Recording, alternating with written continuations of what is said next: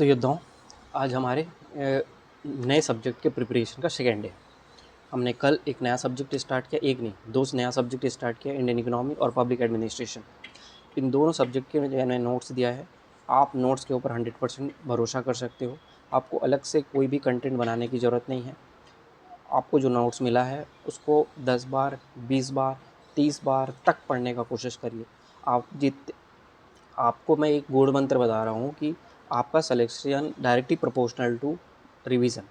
आप कितने बार उस नोट्स को रिवाइज करते हो, वो आपके सिलेक्शन को डिफाइन करेगा। आप ये मानो कि जिस दिन आप 20 टाइम्स आपने सिलेबस को पढ़ा है, उस दिन आप 60% चांसेस है कि आपका सिलेक्शन हो जाएगा। जिस दिन आपने सिलेबस को 30% पढ़ लिया है, 30 बार पढ़ लिया, 30 बार पढ़ लिया है, तो आपके चांसेस है सिलेक्शन के 80%। तो आप जिस दिन 4 या 5 बार सिलेबस को पढ़े होंगे, उस दिन आपके सिलेक्शन के चांसेस हैं ओनली 10%। सिर्फ 10% ही आपके चांसेस है अगर आपने 4 से 5 बार पढ़ा है।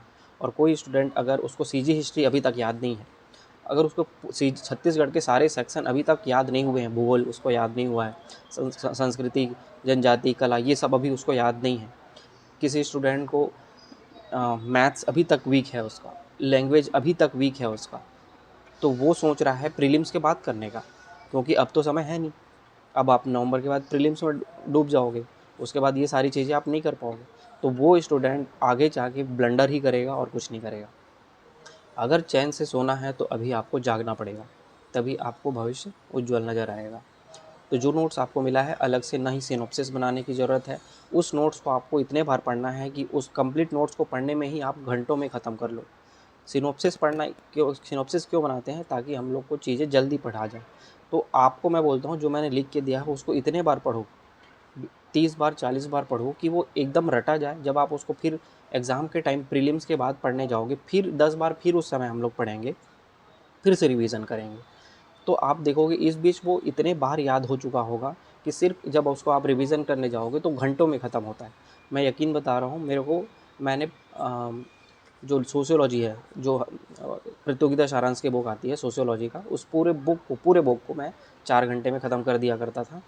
और जो पूरा दर्शन शास्त्र है, शॉर्ट नोट्स की बात नहीं कर रहा हूँ, लॉन्ग नोट्स जो मेरे आपको दिया होगा दर्शन शास्त्र, मैंने उसको 7 घंटे में पूरा दर्शन शास्त्र ख़त्म किया है। तो ये घंटों में ख़त्म हुआ क्यों? कोई शॉर्ट नोट्स नहीं बनाया, लॉन्ग नोट्स को ही इतने बार पढ़ा। नहीं, मैं तुम्हें बताऊँ आपको, मैंने दर्शन शास्त्र को 100 टाइम्स पढ़ा होगा, 100 टाइम्स।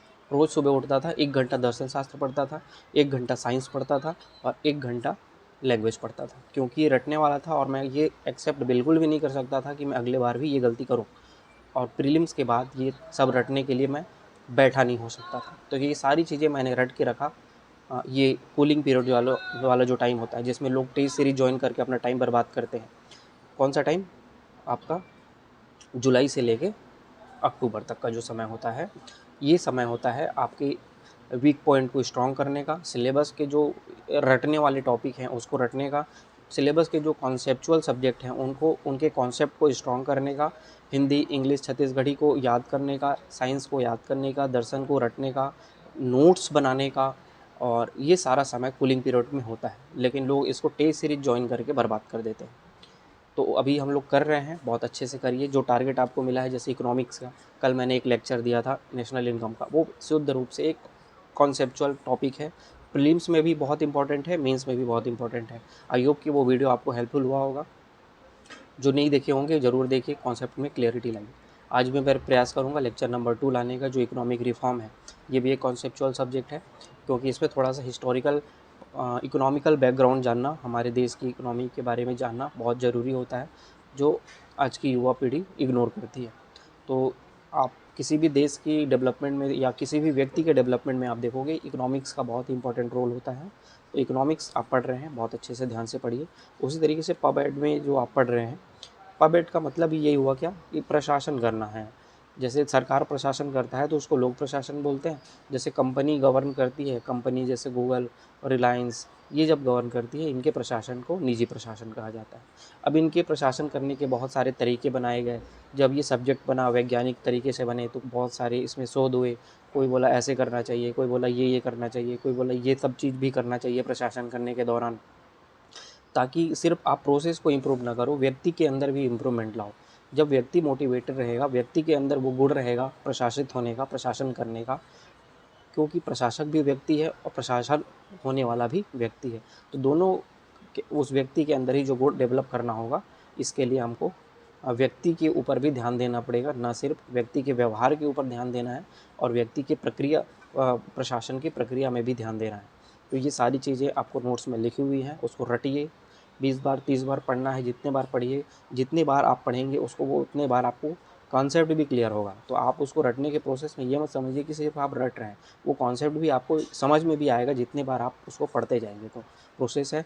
अगर आपके पास समय होगा तो मेरे को बताइएगा, हम लोग इंग्लिश के नया टारगेट भी स्टार्ट करेंगे, जैसे आर्टिकल वाला पिछली वीक हमने कंप्लीट किया है। अभी मैं थोड़ा बाहर हूँ तो मैं हिंदी का टारगेट नहीं दूंगा आपको। जब मैं कल परसों तक मैं बिलासपुर पहुँच जाऊँगा, तो फिर हम लोग हिंदी के नया टारगेट को स्टार्ट करेंगे। अभी आपको भी मैं बोलूँगा जो चीज़ें इंग्लिश में है, अगर आपके पास टाइम हो तो मेरे को बताना, इंग्लिश में हम लोग फिर से नया टारगेट स्टार्ट करेंगे, अपार्ट फ्रॉम लोक प्रशासन और इंडियन इकोनॉमी का। तो नया मंथ भी स्टार्ट हो गया है, तो आप के लिए एक ही बात है कि आप पढ़ते रहिए, बिल्कुल भी डिमोटिवेट नहीं होना, मैं आपके साथ हूँ और एक एक पल में आपके पास रहूँगा। तो ठीक है, कल मिलेंगे नए टारगेट के साथ। आज के लिए थैंक यू।